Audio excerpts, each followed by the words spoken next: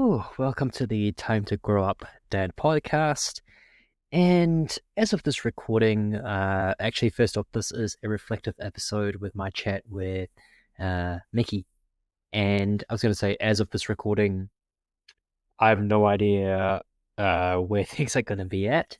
We literally just came back from the midwife, again, as of this recording, and basically we were told anytime now, in the next 2 to 4 weeks we will be having our second child, which is quite cool. And if you know anything about the world and podcasting, at this point in time, I'm literally just banking up episodes. So you might actually see the same haircut and shirt for some few episodes, purely because I'm banking episodes. I do want to keep this going though. This show, whoops, move the camera, has been quite receptive. I never thought people actually tuned in, but apparently people do.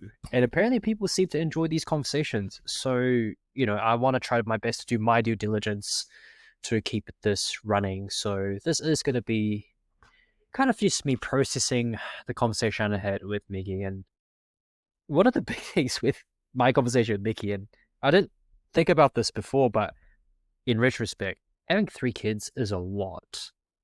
Having one that's running outside right now with his grandparents is already in itself a big task.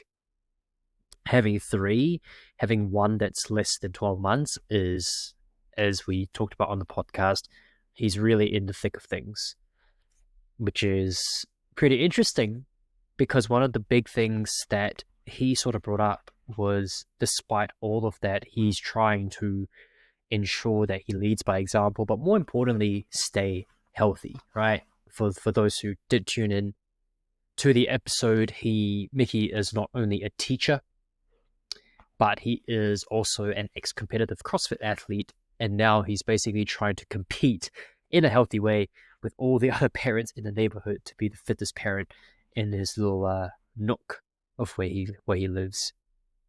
And it's very inspiring to see someone that has 3 kids, all sort of relatively of young age, to really still be putting in the work to be as lean as he can be. And man, check out his Instagram. Like, dude is ripped as hell.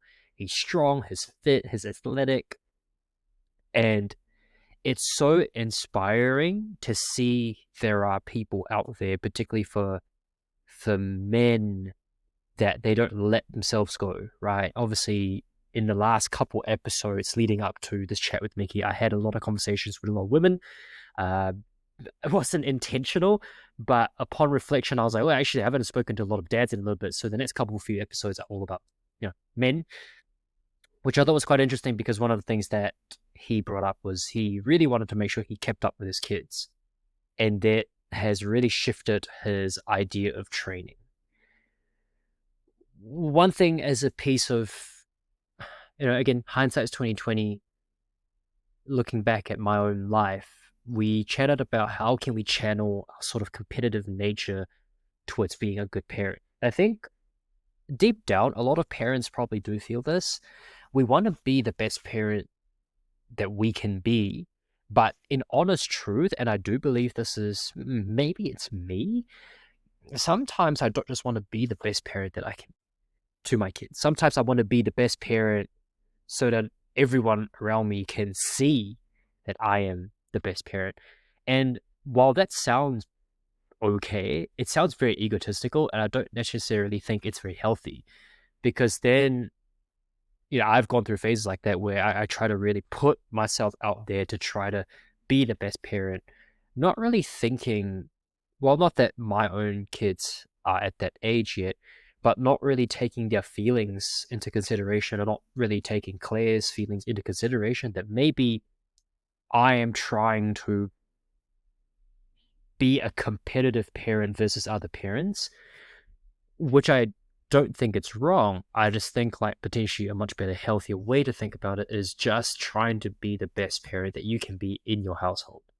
And I've heard a lot of parents tell me this, mums and dads, that in the end of the day, when their kids say like they've been the best parent, they, like, even for me, when I kind of tell my parents this in like when I verbalize it, I don't tell them like you're the best parent that I know. I always say you're the best parent I have. And it's very different when a kid tells you that, when your kids tell you you're the best parent that I have, or you're the best parent, because they don't really see you being a competitor. And I'm pretty sure a lot of parents get really hurt when they say, oh, XYZ's parents let him do this. Why can't you let me do this? And all of a sudden we feel like, why are we being compared to someone else's parents? You, dear kid, you don't have the context.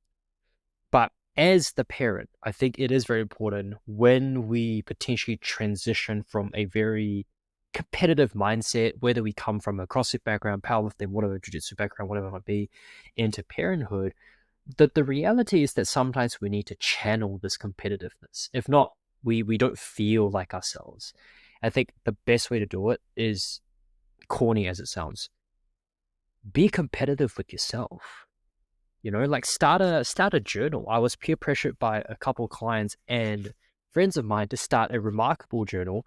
And no, you don't have to get a remarkable, but start a journal. And one thing that I've been doing is rereading back my journal entries and try to almost be competitive to myself. A couple of weeks ago, a couple of weeks ago, I would have said this, and now I'm like, all right, like I'm going to try to beat this, right? I'm going to try to be a better version of myself tomorrow, this week, whatever it might be. Channeling that competitiveness, I think it's quite important because it keeps us driving. Another thing that Mickey also said, which, in all honest truth, I can't relate as much, possibly due to the fact that at least in the last decade, fitness has been such a big thing for me. And COVID really kind of highlighted this, that I literally went out of my way. I would even argue among my friend group, I was probably the first person, probably the first few who went out their way to pay overpriced, pay an absurd amount of money to get a home gym set up. So I can't really relate to this point that Mickey made, but it is a point that I try to make sure that I instill in a lot of my own clients, which is, if you are someone who has kind of fallen off the wagon, or you haven't really got into fitness, but now you kind of realize as a parent, you understand the value that being healthy and fit, like you understand the value of what it means to be healthy and fit for your kids and for your family. Where do you start? Simple home exercises, gym equipment. It doesn't have to be too complex. The unfortunate thing, or fortunate thing, for some of us is that for those who are watching this, and if you don't know me personally, then maybe this might not relate. I suppose a lot of my friends, for the most part, I'd say 50%, definitely not 100%, I'd say 50%, are people who are either in the fitness industry, working, or heavily involved. And whilst these people would be perceived on social media to be very active and fit, there's another 50% who I personally know who are very, very unfit and not very healthy. And I always advise these other groups, the ones that are not active, it's like, you don't have to try to be like us, quote unquote. You are on your own journey. And when you want to start your own health and fitness, just start something super simple. Some bodyweight squats, go out for a run, do some pull-ups, do some burpees, do some sit-ups, get a kettlebell. The first thing you should probably invest. I know Mickey suggested a couple things with like bands and stuff, but I think the kettlebell is such a versatile tool. It is a very small and compact tool that would allow you to do so many things. So my personal take, I don't think I brought this up on the episode, is like, if you had some money to invest into some equipment and you don't want to go to the gym because there is some level of low-level anxiety, get a kettlebell. That's what I would say. And again, a common theme, one last reflection here, is that put yourself first. And I cannot stress that enough. I think the whole putting yourself thing is such an important concept for parents that kind of almost becomes a thing where people use it as a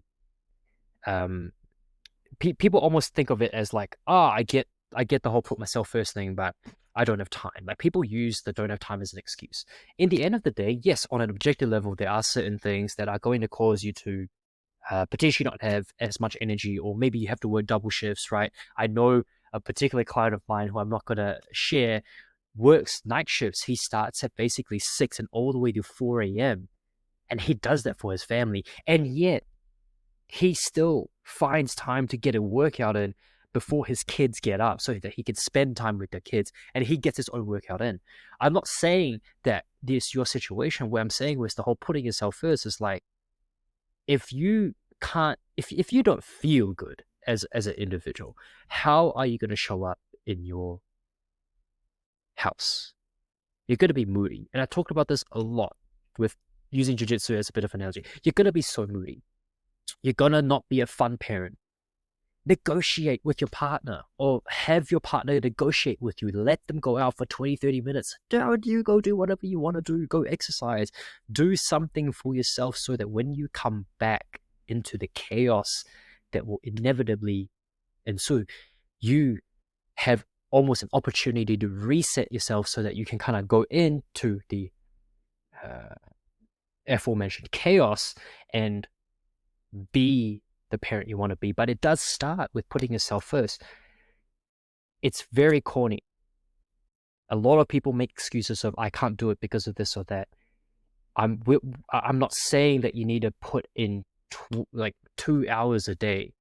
Even 10 minutes a day is so valuable. Mums will know this.